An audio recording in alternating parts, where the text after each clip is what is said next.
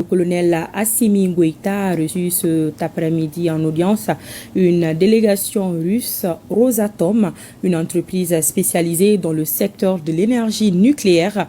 Les projets énergétiques et miniers qui lient les deux parties ont été passés au peigne fin avec un accent particulier sur les questions liées à l'énergie nucléaire. Auparavant, au cours d'une séance de travail tenue au ministère de l'économie et des finances, Maliens et Russes ont signé 3 mémorandums d'entente relatifs justement au secteur du nucléaire. Le reportage de Yaya Konaté. C'est un des principaux acteurs du marché du nucléaire au niveau mondial et un partenaire stratégique du Mali en matière d'énergie. Entre notre pays et la Corporation fédérale russe de l'énergie atomique Rosatom, il existe en effet un cadre de collaboration balisé par une feuille de route signée à Sochi en mars dernier. La visite au Mali d'une délégation de la Corporation s'inscrit dans ce cadre. Entretien avec le président de la transition, chef de l'État, sur une coopération basée sur le respect mutuel. La République du Mali, pour mon pays, est un pays ami et un partenaire stratégique.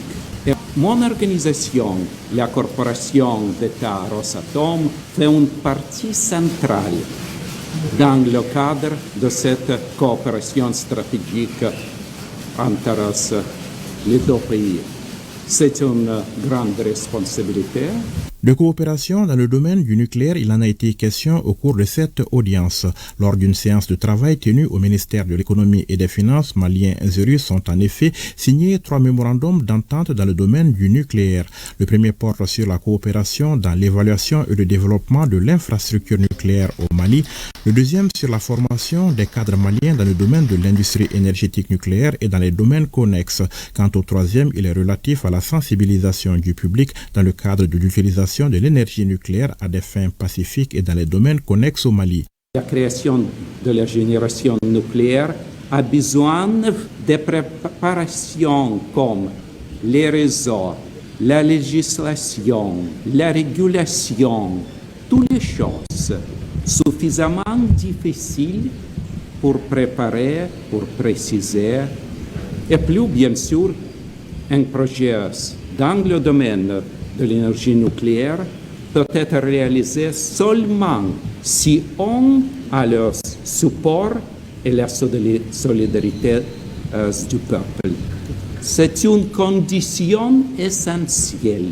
Donc, aujourd'hui, nous commençons ces travaux pour pouvoir, en année 30, si cette décision est prise par votre président, nous serons prêts à lancer ce projet. Grâce à la coopération avec Rosatom à travers notamment sa filiale Novawind, le Mali est désormais doté d'un plan de développement énergétique à l'horizon 2030 et les études se poursuivent pour repousser cet horizon à 2040. Novawind, c'est justement la société chargée de la construction de la centrale solaire photovoltaïque de Sanankoroba, société avec laquelle d'autres projets sont en cours de gestation dans le domaine des énergies renouvelables.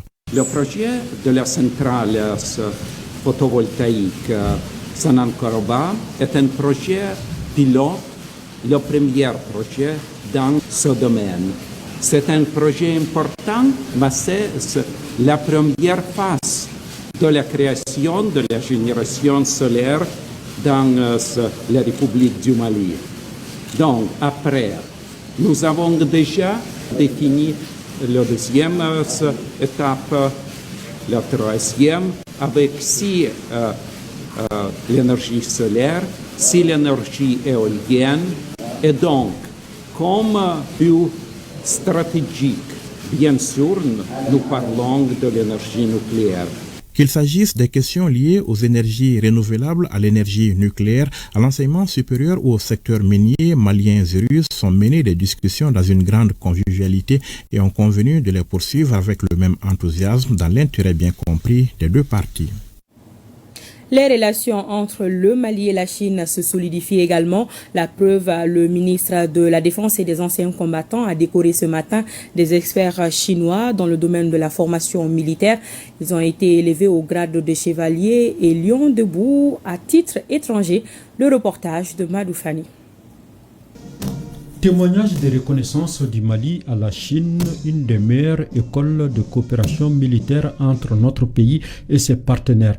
Après 15 mois passés dans notre pays, les experts militaires de la Chine, en fin de mission à la direction des transmissions des télécommunications et de l'informatique de l'armée, s'apprêtent à regagner leur pays. Durant votre séjour au Mali, nous avons pu apprécier votre professionnalisme, votre disponibilité et votre engagement. Vous avez donné de votre énergie, de votre savoir, de vos connaissances dans les domaines des transmissions et des télécommunications pour consolider la montée en puissance des FAMA. C'est en reconnaissance de ces qualités et de vos efforts pour la consolidation des relations de la Chine et du Mali que j'ai le plaisir de vous remettre au nom de son Excellence le colonel Assimi Goïta, président de la transition, chef de l'État, chef suprême des armées, les présentes distinctions. Une reconnaissance qui a valu une distinction aux 7 experts chinois par les autorités de la transition. Ainsi, 3 d'entre eux ont été élevés au grade de chevalier de l'Ordre national du Mali à titre étranger et les 4 autres le titre d'effigie Lion debout à titre étranger. Au nom du groupe d'experts en communication militaire, je voudrais exprimer nos sincères remerciements à son Excellence, Monsieur le ministre de la Défense, au chef d'état-major général des armées et à tous les dirigeants du Mali. Au cours des 15 mois écoulés, grâce au soutien infaillible et cordial des dirigeants à tous les niveaux et à la coopération des officiers et militaires de la DTTIA, nous avons parfaitement terminé les missions assignées et établi une relation fraternelle avec les officiers et les militaires de la DTTIA. La coopération militaire entre le Mali et la Chine date des années 70. Cette coopération ne cesse de se renforcer au fur des années. En marge de cette cérémonie, une minute de silence a été observée en la mémoire de tous ceux qui sont tombés sur le terrain malien pour défendre la patrie. Lancement de la plateforme Bisolution.